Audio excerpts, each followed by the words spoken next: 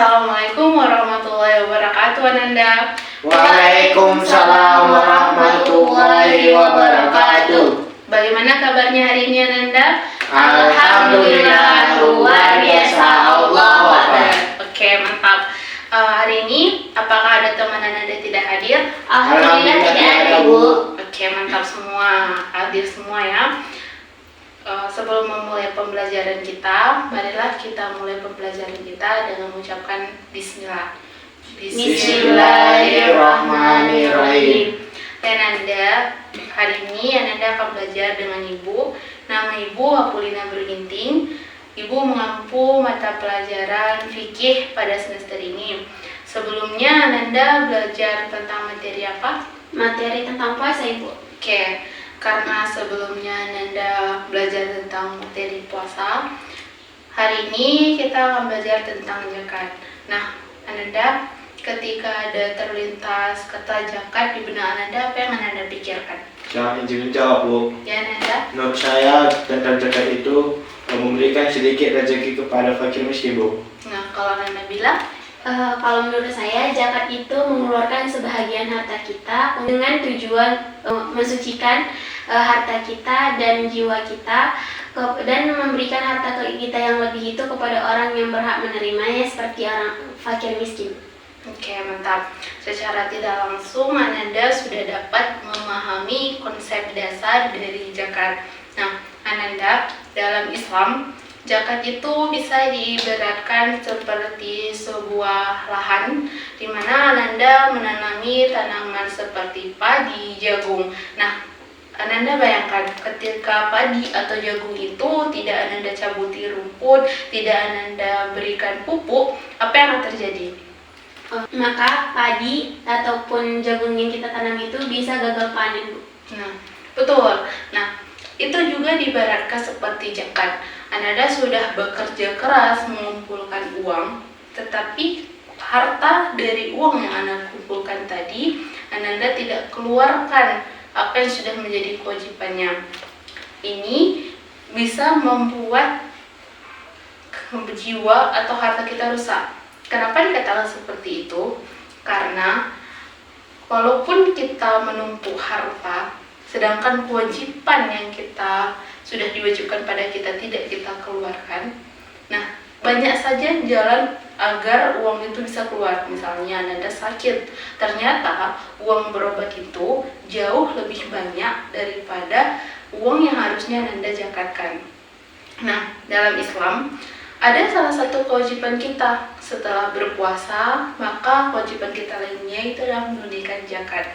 Nah, Ibu harapkan ketika nantinya Anda sudah memahami tentang konsep zakat, Ananda dapat menunjukkan sikap taat, peduli, syukur, dan juga dapat melaksanakan tata cara pelaksanaan zakat fitrah dan zakat mal secara benar. Oke, Ananda. Jadi kita belajar dari dasarnya saja, mulai dari pengertian, hukum, dalil, kemudian nanti macam-macam zakat fitrah. Oke. Jadi yang pertama itu adalah pengertian zakat fitrah. Zakat. Ada yang tahu apa pengertian zakat? Saya tidak, Bu. Oke. Karena belum ada yang tahu, maka Ibu akan menjelaskan. Zakat secara bahasa artinya itu adalah suci, tumbuh, dan berkembang. Kenapa dikatakan suci? Karena tujuan dari zakat itu adalah mensucikan jiwa dan harta yang kita miliki. Kenapa dikatakan tumbuh dan berkembang? Sedangkan kita berzakat itu mengeluarkan uang. Nah, seperti yang Ibu katakan di awal tadi, dikatakan zakat itu tumbuh dan berkembang dikarenakan ketika kita mengeluarkan harta atau uang untuk berzakat, itu tidak mengurangi harta yang kita miliki. Malahan itu salah satu jalan kita untuk menunaikan kewajiban dari harta yang kita miliki. Karena harta yang kita miliki itu ada hak orang lain yang harus dikeluarkan. Nah, secara istilah, zakat itu bisa diartikan sebagai sejumlah harta tertentu dari harta yang kita miliki yang wajib kita keluarkan ketika sudah memenuhi syarat dan rukun tertentu. Hukum dan dalil zakat, hukumnya itu adalah, ada yang tahu apa? Nah, belum ada yang tahu. Jadi hukum dari zakat itu adalah wajib. Ketika sesuatu yang wajib kita jalankan, kita mendapatkan apa, Nanda? Pahala. Nah, ketika kita tidak menjalankannya, kita akan mendapatkan Dosa. Nah, betul. Segala sesuatu yang wajib harus kita laksanakan, dan itu perintah dari zakat ini dijelaskan dalam surah Al-Baqarah ayat 43. Ada yang tahu bunyinya? Tidak ada, Bu. Nah, bunyinya adalah A'udzubillahi minasyaitonirrajim. Bismillahirrahmanirrahim. Wa aqimus sholata wa atuz zakat. Yang artinya dirikanlah salat dan tunaikanlah zakat. Nah, di sini jelas sekali perintah untuk kita menunaikan zakat. Kemudian materi selanjutnya itu adalah tentang mustahik zakat. Ada yang tahu apa itu mustahik zakat? Tidak, Bu.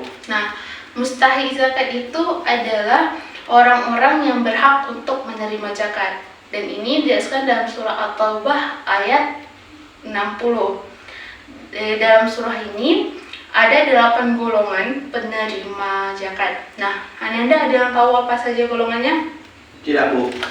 Nah, jadi di sini tuh dijelaskan 8 golongan. Yang pertama itu adalah fakir. Fakir itu adalah orang yang tidak memiliki pekerjaan dan juga tidak dapat memenuhi kebutuhannya. Yang kedua ini adalah miskin. Miskin ini adalah orang yang memiliki pekerjaan tetapi upah atau uang yang dimiliki ini tidak cukup untuk memenuhi kebutuhannya. Kemudian yang ketiga itu amil.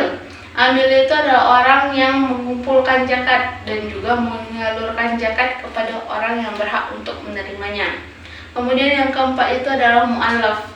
Mu'allaf itu adalah orang yang dilunakkan hatinya untuk memeluk agama Islam. Kemudian selanjutnya itu adalah rigob. Nah, rigob ini adalah orang yang budak yang diberikan kebebasan untuk mengumpulkan uang untuk memerdekakan dirinya. Kemudian selanjutnya itu ada gorimin. Gorimin ini adalah orang yang berhutang untuk kepentingan orang banyak. Misalnya nih, di suatu desa itu ada orang yang sedang membangun masjid. Ternyata di pertengahan pembangunannya tersendat, kekurangan biaya. Terus ada orang yang berhutang untuk melanjutkan pembangunannya. Maka orang ini berhak untuk menerima zakat. Dikarenakan dia masuk golongan apa?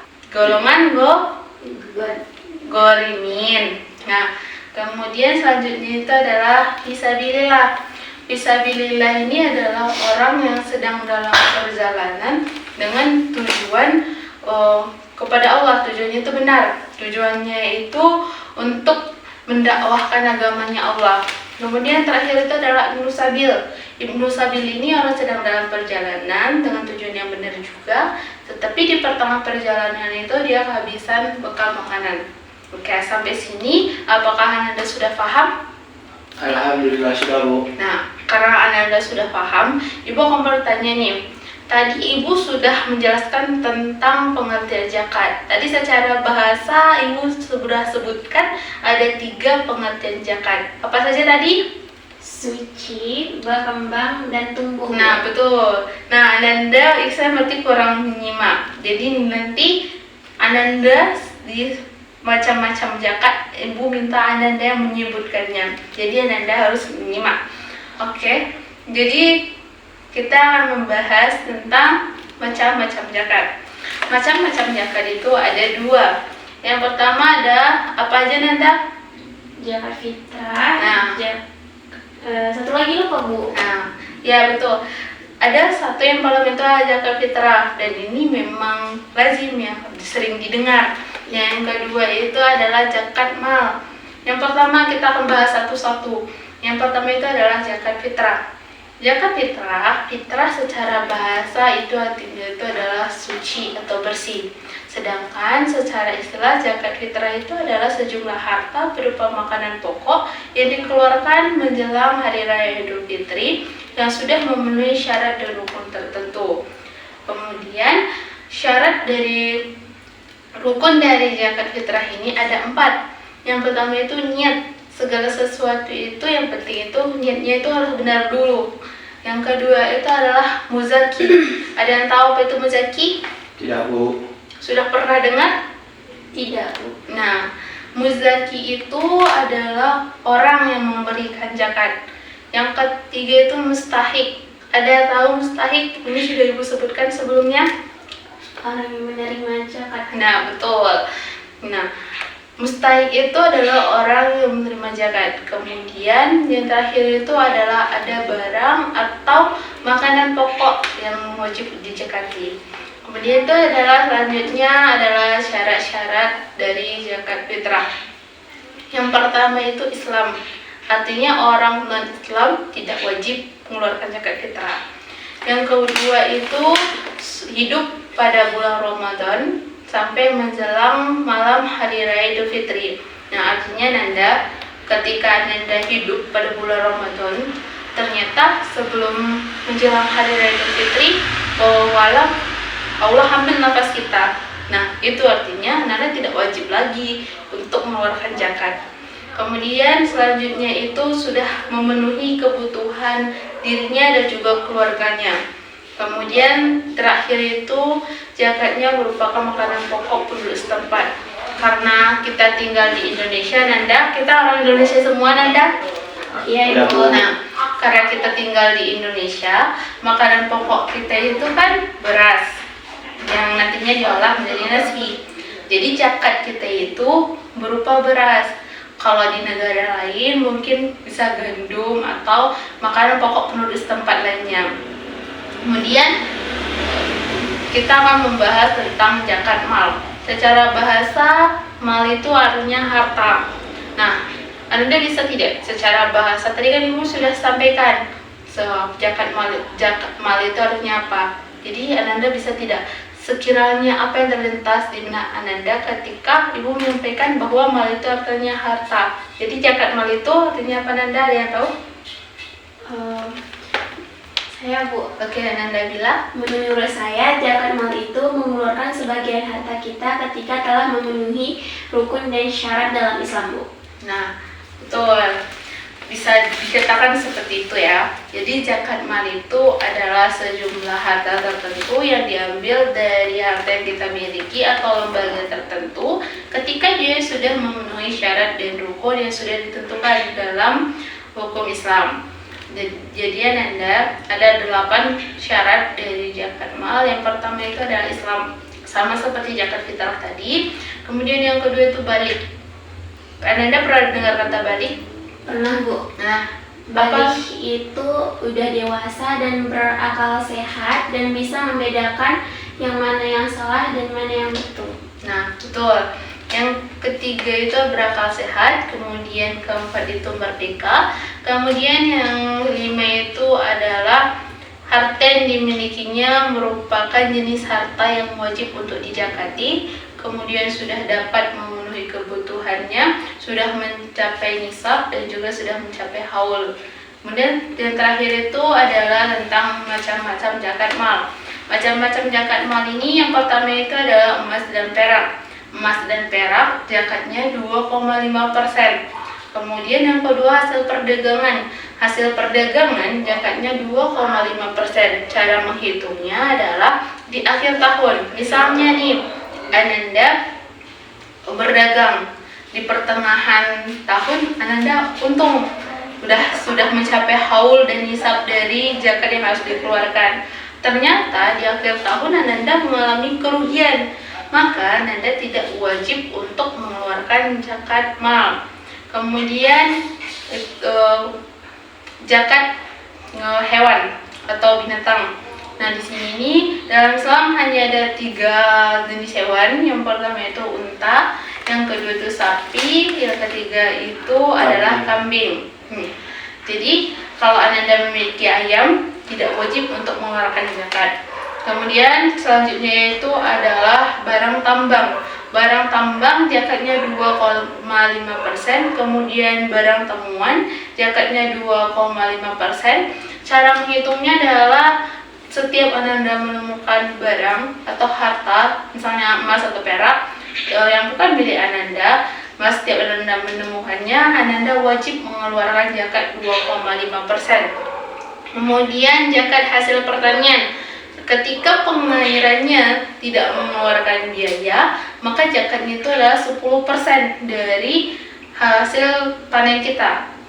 Kemudian hasil kalau pengairannya itu mengeluarkan biaya, misalnya Anda itu membeli air, maka zakatnya itu 5%. Nah, kan tadi kita sudah membahas nih tentang konsep zakat, mulai dari pengertiannya, kemudian juga tadi hukum, dalil, kemudian macam-macamnya. Jadi Ibu mau Ananda salah satunya saja untuk menyimpulkan materi kita secara singkat. Siapa yang mau angkat tangan? Nah, pada Ananda bilang kesimpulan yang saya dapat dari penjelasan hari ini adalah zakat menurut bahasa ada tiga macam, yaitu suci, berkembang, dan bertambah. Yang dimana ketika suci itu artinya mensucikan harta dan jiwa kita. Bertambah dan berkembang itu ketika kita mengeluarkan harta kita tidak akan mengalami kerugian ataupun mengalami kekurangan ketika kita mengeluarkan harta kita. Malahan kita akan mendapatkan pahala dan ganjaran dari Allah Subhanahu wa taala. Nah, dalil yang tercantum di Al-Qur'an itu pada surah Al-Baqarah. Baru adapun macam-macam dari zakat itu terbagi menjadi dua, yaitu zakat fitrah dan zakat mal, Bu. Nah, ya, secara garis besarnya tadi itu, jadi Ananda tadi Ibu sempurnakan lagi bahwa zakat itu cara bahasa artinya itu adalah suci, tumbuh, berkembang. Kemudian macam-macam dari zakat itu ada zakat mal, ada juga zakat fitrah, di mana zakat itu perintah kita untuk menunaikannya itu ada dalam surah Al-Baqarah ayat 43. Mungkin sekian pertemuan kita pada hari ini. Nah, untuk minggu depan tugasnya Ananda itu adalah membuat resume singkat tentang materi kita hari ini. Minggu depannya setelah pertemuan Ibu akan tagih. Nah, kita akhiri pembelajaran ini dengan mengucapkan hamdalah. Alhamdulillahirrabbilalamin. Wassalamualaikum warahmatullahi wabarakatuh. Waalaikumsalam warahmatullahi wabarakatuh.